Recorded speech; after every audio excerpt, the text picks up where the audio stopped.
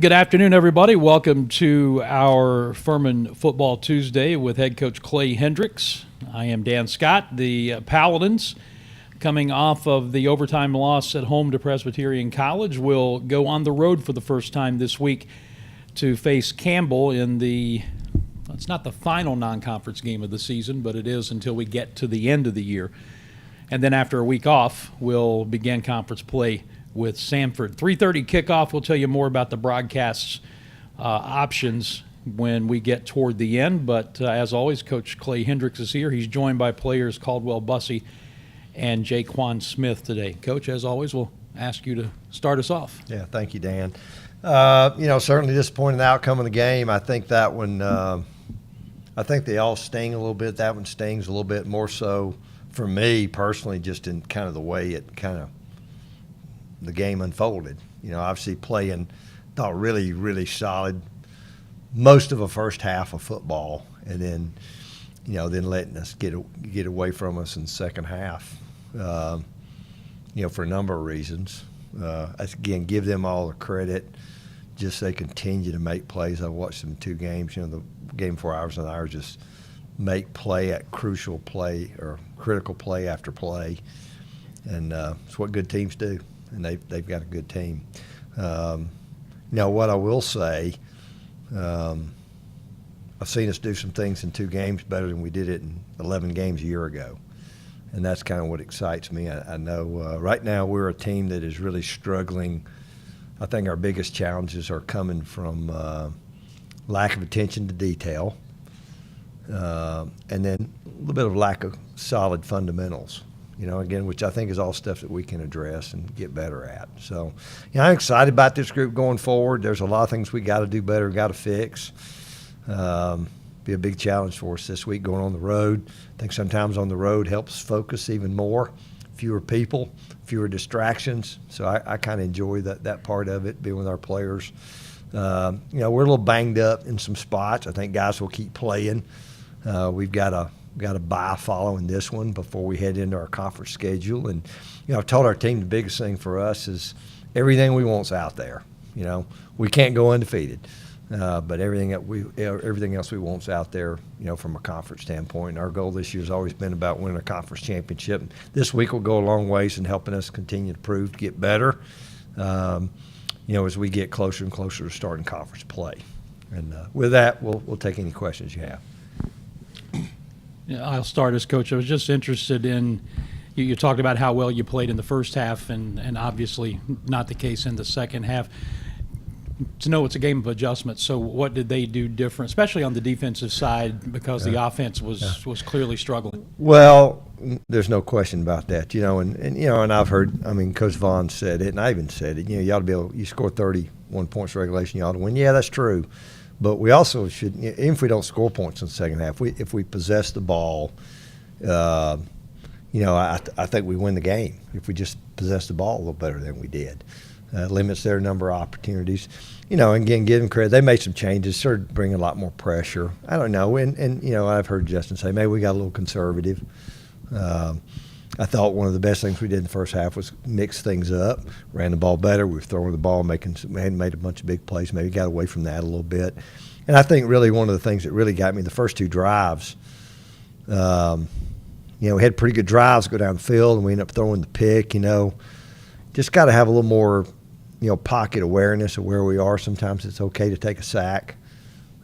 If we get to that and kick, we're already in field goal range. We got no points. And then the next drive, we started on the 12-yard line. You think about it, their kid threw a pick the first play of both halves. And just, again, credit him for how he responded to that. But, we got it first and goal at the 12. We line up wrong on the perimeter and get a 5-yard illegal formation after a 5-yard gain. So it was going to be, 2nd and 5 or so with the 7. Second down, we got a little boot called, and the primary receiver doesn't get the call. So we don't have a primary receiver. And then we take an unnecessary 5-yard sack on a boot. So now it's, 2nd and 20. And then I think even third down we kind of screwed it up. We kicked field goal. So that's just a little bit of things I'm talking about. And yeah, they made some adjustments. Again, our guys are giving good effort. But, again, when you go back to what we're doing, just attention details at really a lot of positions. And and that's on me. That's a coaching. So we got to get that fixed, and just the lack of fundamentals at times shows up. And a little bit when you're a little bit younger at some spots, but now we've played 2 games. We got to start seeing some progress there. And I think the other thing, we regressed a little bit in some special teams. We didn't cover punts very good. With the first punt in the game, I'd have gone for it if I known we were going to kick it in the end zone, net 20 yards. I almost went for it anyway. They called a timeout, and then I think we had another one after the return. Ended up being about an 18-yard net after a long punt. So there's some things there we got to continue to get better at. Caldwell, you guys had some success, I thought, early with the defensive line getting some pressure. Didn't have a sack yet, but in the second half, it seemed like they made some adjustments from how they blocked you guys. Can you just talk about that and what they did differently in the second half? Well, I think in the second half compared to the first half, I first want to credit the quarterback. He does a good job getting the ball out in every aspect. But defensively with the blocking scheme, I think really what helped them more in the passing game was their ability to start running the ball more and hitting explosive plays on us in that category of the ball game. So I think that helped them with the passing game, with their run game. And Jaquan, nobody in this room could begin to really understand, probably other than Coach on Caldwell, what you've gone through the last 2 years, getting injured midway through the 23 season, not taking part in the 24 spring, missing the entire 24 season, and missing the 25 spring. Talk about what you've gone through almost in 2 years to come back and, return to the field. And obviously, I think it's obvious to a lot of people that you're playing at a very high level. Just talk about that whole process and the dedication it takes to overcome what you've overcome. First of all, I want to thank God for giving me the chance to play again. I also like to credit the Furman staff and the trainers we have here, and the doctors we have on campus too, to get me back to this level of playing. It was shaky there at the beginning of what would happen, the outcome of this injury, but I think we can see the fruits of it now, of all the work the doctors and I put in to just take it day by day and worry about the outcome later and just worry about today. And I'm just blessed to be in this chance in the position I am today, and I just want to give the team all that I have. That's one of the things I said. If I ever get back to play again, I want to give the team all that I have and be grateful for the day and the chance to play this sport that we love. I want the guys to know that you can go through anything. The adversity is a good thing for us. It makes us grow. And this game this past weekend is just another opportunity to grow and learn from it. I told the guys on Sunday, God was with us in the win last week, and He's with us in the loss now. But we have a choice to learn from it or not. And I think we'll come back stronger from it. Coach, in the first half, you had just mentioned about, you was going to go for it, but then you ended up punting the ball. We was wondering why was Ian injured during that time, or was he sore? Because we figured that was in his range for kicking. Yeah, it was. I don't know. Sometimes just a little bit feel. I think it was 4th and 3. We were playing good, really, both sides of the ball, and I just felt like, I had a lot of confidence in him and the thing we do, the sky kicks, and he's kicked it a little too far. You can't land it on the 2 and expect to cover it. And to be honest with you, if we'd have covered better, our left gunner made a really terrible decision. It got held up because he's really the guy that should have had a chance to down it. Even there, I think everybody just assumed Ian's going to be, he's going to be solid. That would have been, I guess, 57-yarder, which I know he's kicked several of. I just didn't really want to give them the ball at the 40-yard line. I felt like we were playing good, both sides of the ball, and and again, but going back, I'd either kicked it or gone for it if I knew they were going to get it at the 20. So. Well, you mean you can't read the future on the sidelines? Yeah. Hey, you and I had a chance to talk about Jaquan on the pregame a little bit. I would just like for you to expand on it, because there's a lot going on in the world of college athletics today and how much it's changed. But to me, this is the kind of story, the kind of kid, the kind of thing that makes college athletics great. 2 years ago, there was questions whether he'd ever play again. Yeah. And now here we are? Just from your standpoint, is this what college athletics is about? Well, I think reason I'm fortunate is we get to coach great, unbelievable men like this, young men at Furman, and that's the kind of people we try to attract and recruit, and so I think these two guys are unbelievable examples. Caldwell, you think about what Caldwell's gone through last year or two with losing to Bryce. So I remember the day Jaquan got hurt. Boy, he was doing well as a young guy. I was coming on, having a good year, and it was one of those you just knew it was, you knew it was bad, and you just never quite know. And it's funny, we've had a couple of bad ones, really, even since that time, but. And it's just hard to even know what the process is going to be, and hate to see it. And it really was not, you're thinking there's no way you guys going to play for. You knew it was October 23. You knew there's no way the next year, and that's a tough process. Jaquan's coach Tommy Jones played for me here back in the 90s. In fact, Tommy was watching the game because he called me after the William Mary game. And he kind of said the same thing, just said it about a sentence or two. But no, just watching him, Jaquan's got a bright future doing lots of things. I'm certainly glad football's still a part of that, going forward, and just the example he sets on a daily basis for all of us, not just our players, but coaches. Man, he's just what you're looking for. And, he's the good part. There's a lot of bad things going on right now, or challenging things going on in college athletics. But both these guys are unbelievable examples of, young men we have here, and what's really good about all of it. Caldwell asked Joshua Stoneking this question last week, and you guys are in the same class. You came here in 23. Pretty good year to get here as a defensive lineman with that veteran crew that you had, on either side of you and behind or in front of you. How is that the change from 2 years ago when you had one of the most veteran defensive lines we've had here in years to last year, a young group, and here you are, a redshirt sophomore, and you're probably one of the most veteran guys in that group. But a lot of those guys have played, last year. Pretty experienced group for still a fairly young group. Looks like it has the makings of kind of what we had in 23, rotating a lot of guys in there. How do you see your role in that group and the group around you overall? I see myself as kind of a Matt Sachoka type for sure. Kind of the leader of the group. Definitely not the most athletic guy in the group, but I try to be a role model for the guys, the younger guys, and also the guys that are in my class, like Mark Hernandez and other guys like Josh. But, we have a really talented group. Experience-wise, we're not quite there yet. I think that would discredit the 23 group for sure.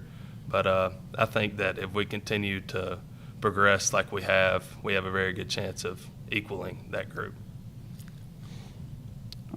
Jaquan, can you just talk about the overall improvement of the running game? I think you probably saw it in that first quarter, I think, where you guys had like 65 rushing yards or something. Just talk about how it's different, maybe even though you didn't play last year, than maybe it was even last year. I would say this is definitely something we wanted to hit on after the conclusion of the last season. We know, to open up the pass game, you need to help the running game. And for the run game to do well, the pass game has to do well also. So at the end of the last season, we wanted it to – there's a question mark on our running game, and we wanted to make sure we cleared all that up in fall camp and spring ball and come to this season. We saw the fruits of that in the first quarter of this past game.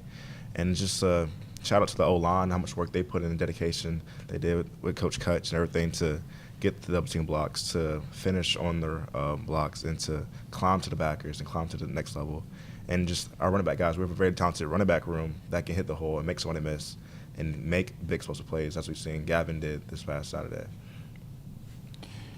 Coach, Furman football's been around a long time. I think this is our 120th season. We played most everybody in the region at one time or another, but there have been some new programs pop up, Campbell being one of those. This will be our first meeting, and then what do you see in Campbell? Yeah, I see. I've seen them a few times on tape. When never been there. when they've played a common opponent. I even can't say there's been a lot of those. I don't know. I see a really, a team that, you say they're different. It's not really different. Tons of transfers. Tons of transfers. I think that's kind of the norm for a lot of people now. But tons of, great. They're a great-looking group. Length and size. They've played in the CAA, so they're now in the CAA. So again, I've seen them from time to time. They went to Western, won early in the year last year. Even though their year didn't maybe go as well as they wanted it to. So good, really good, challenging, well-coached group, both sides of the ball. Again, at least now there's 2 games. We've both played 2 games. So I think sometimes when you're playing these teams that have so many new guys, it takes a little time to figure out exactly what you're going to get, what you're going to see. It's kind of hard to hide stuff after 2 games, and they've played 2 really good opponents. Played Rhode Island, who I know is a top 10 team ranked right now, and then they played East Carolina. So margin error is really challenging. You think about our first 2 opponents. We're all 3 of us are about that much from being 2-0 and about that much from being 0-2. Really, one play, could have decided all that. So, and I just think they've had a challenging start to the year, but I just see a very capable group that will certainly have our work cut out for us on Saturday. Jaquan, you mentioned, thanking God when you first started. How has your faith helped you through this tough time in the last couple of years? It's helped me tremendously. I would say, my story is a testament of perseverance and faith in Lord and, relying on somebody. When your world, you think, shatters, you really find out who your world really is, and that's God. And, for, others on the team, even my family, my little brother, it's like a testament of, hope. I like to think that even when you think the odds are against you, we're never out for the count. And God's somebody I could rely on in the moments when I was maybe doubting my return or doubting how I could play at a high level again. And he just answered that with, more blessings I could ever ask for. Caldwell, I had to laugh when you called yourself the Matt Sachove because this group, does that mean you plan on being here 7 years? I don't know that the dining hall could take that. If the Lord's willing to let me play 7 years of college football, I'll take it. But hopefully not. The serious question though is that redshirt season, learning under guys like Matt and the others who were here and Bryce. What did that year do for you? And I know it's hard for you not to play after playing all your life up until that point. But now, how do you see what did that year do for you, and how do you see the benefits of that redshirt year? I think the redshirt year really helped me being able to sit behind guys like you said, Matt and Bryce. Really, to see the other side of football, not just the athletic side of it. I think being able to see the logistics and how people prepare for games, like Matt Sachoka and Bryce Stanfield did, helped me to become a better player outside of just being on the field, with the process that it takes to be a good collegiate athlete in the classroom, in the film study, stuff like that. Coach, it's the first road game of the year. Is there any kind of preparation that goes into that? Just from a logistical standpoint of timing and getting everything like we did last year, and then you have a game like the William & Mary game where there's the issue on the bus or whatever, and you never know what kind of curveballs you're going to get. Can you just talk about that? Well, the answer is yes. And Walker Haynes is our operations director. He has a lot of it, certainly. Equipment. It's an operation, and I think you go to a place, what's interesting this week is you go to Bowie's Creek, North Carolina. Not a lot of places in Bowie's Creek, North Carolina to stay. So we're actually staying in Raleigh, which I think is about an hour away. So we'll navigate that. Our guys miss very little school. I've always tried to leave later. It's we're centrally located in our league, which helps. So I think it's probably about a 4.5 four and a half hour trip this week. But yeah, there's a lot of moving parts. We try to get there, and 3:30 kickoff. So meals and meetings in the hotel, all those kinds of things. I remember years ago we used to always go to the stadium somewhere to practice. Almost nobody does that anymore. So we'll do walkthroughs in the parking lot or a ballroom, those kinds of things. But no, there's a lot of moving parts, and buses and hotels, and last year was probably a nightmare. If you're the operations guy with the travel that we had. This year's not as bad because we'll spend 3 nights. Right now the plan is there'll be 3 nights in the regular season on the road overnight, and we've got three away games that we're going to day trip. That helps us financially too. But no, that's a big undertaking. It really is. A lot of planning goes into it, and we got some people that are behind the scenes that have to do that. We couldn't do it without them, really. Caldwell, this year 3 for you, and I think I'm right. I think you've already covered all 3 positions in your. I think you started off at the end. You played some tackle last year, and you've moved down and started the first 2 games this year at nose. Not asking for any technical point of things. If you could say some differences between the tackle and nose position, just to educate the unwashed among us here. This year with our newer defense, there's really not much difference because with Coach Vaughn's new system, we like to flip around with the back or away from the back and kind of play it like that. So there really isn't much difference this year as opposed to what would be last year in a sense. But I'd say playing nose, really just a new stance is the only difference that I've seen to cause me any trouble so far. So. Coach, what have you liked about what you've seen on the field through these first 2 games?